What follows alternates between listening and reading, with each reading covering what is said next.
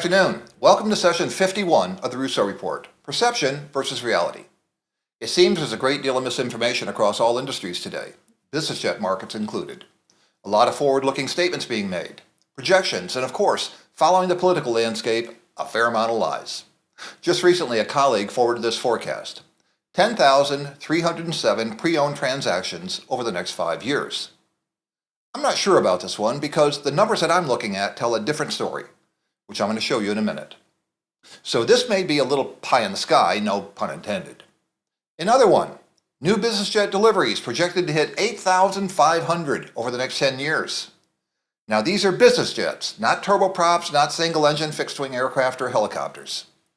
In my years in the industry, based on what I've seen historically, and the OEM's capability of building X number of aircraft per year, I think we'll let some of the experts chime in, and they've collectively called this one.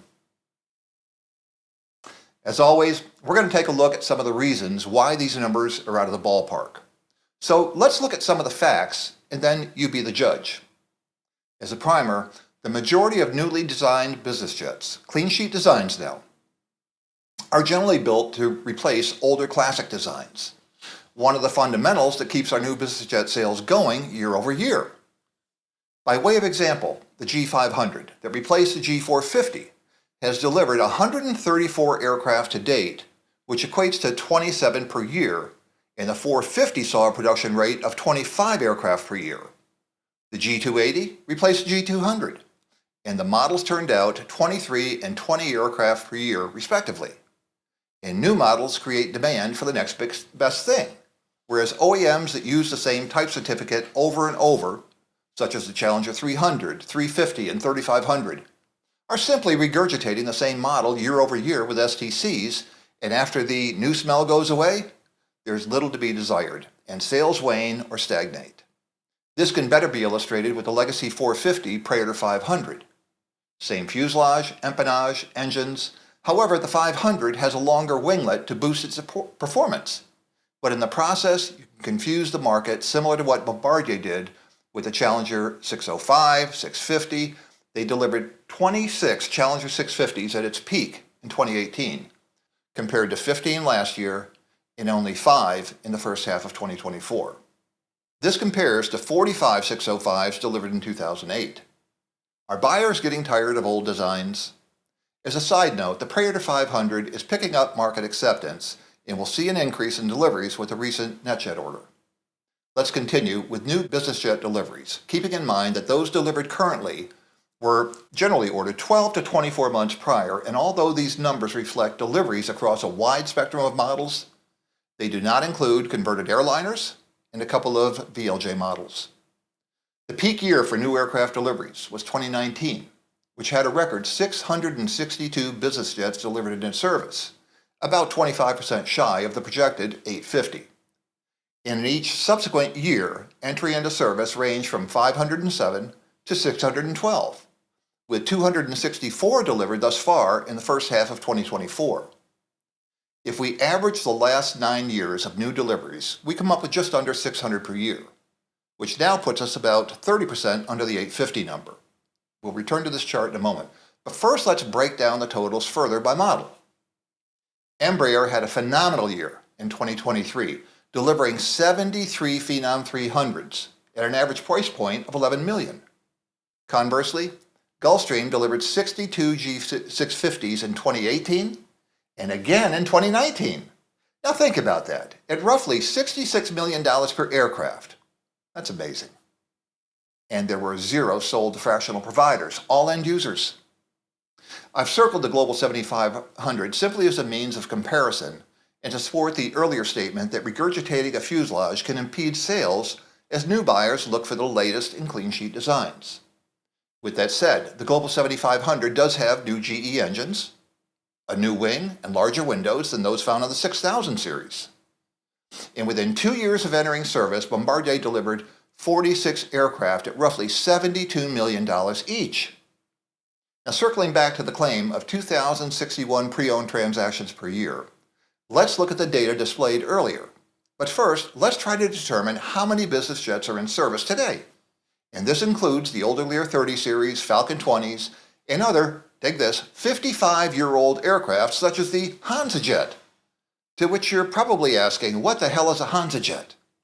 Quick course and a bit of history. It was a German business jet introduced in the 60s that looked like this.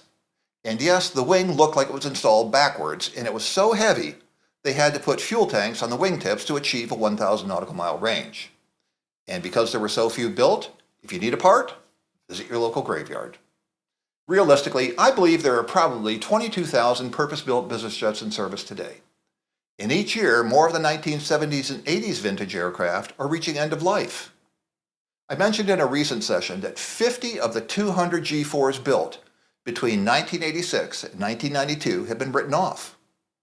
AircraftPost tracks 16,417 business jets as of today, which I believe provides a good cross-section of current generation aircraft. Over the last 10 years, 2019 saw the most deliveries with a total of 662 aircraft, followed by 632 in 2015, with an average of 588 new aircraft per year.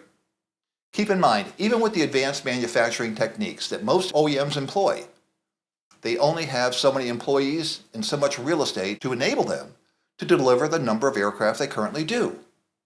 From 2014 to 2023, the ratio of aircraft on the current market overall sold was roughly 2-to-1. And now the anomaly. First half 2024, we're running 4-to-1 with more inventory coming on daily. The G200 just set a record for achieving the most aircraft on the market at 17% of the fleet, or 40 available aircraft since entry into service.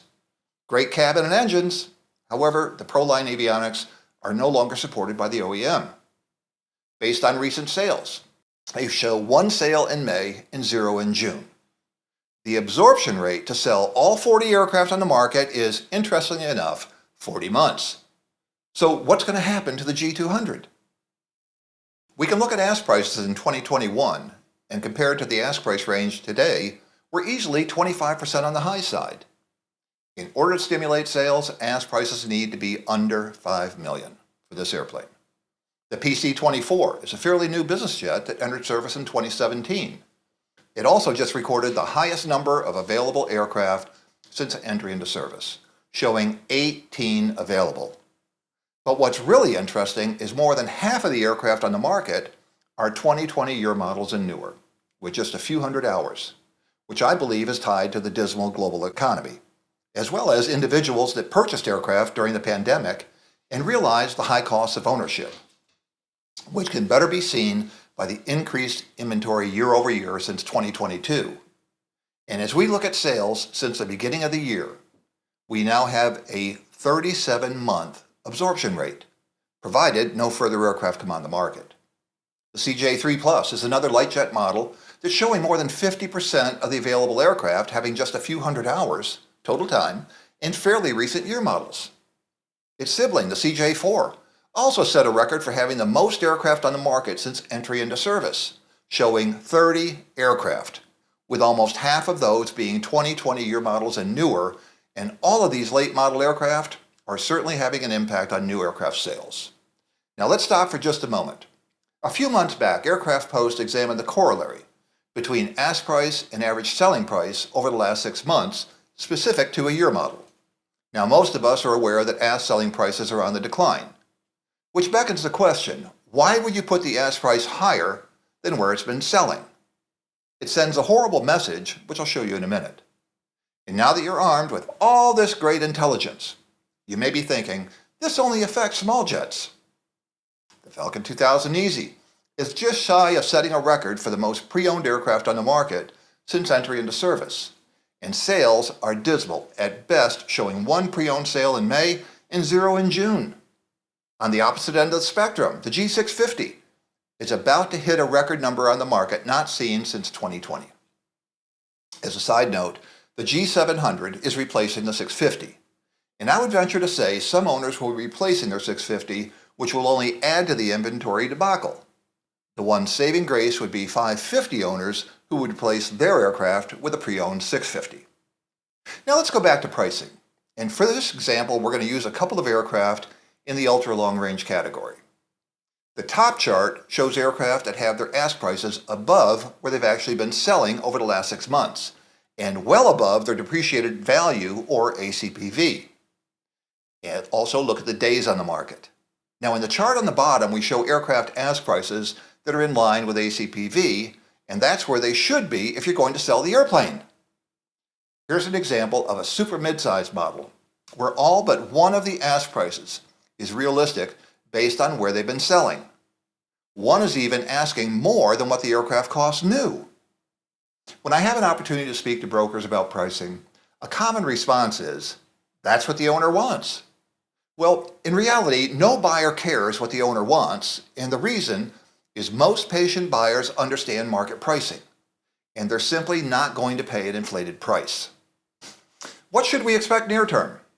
As mentioned earlier, buyers that acquired an aircraft during the pandemic are now dumping them on the market, with the realization they're not going to make money chartering the aircraft when they're not using it.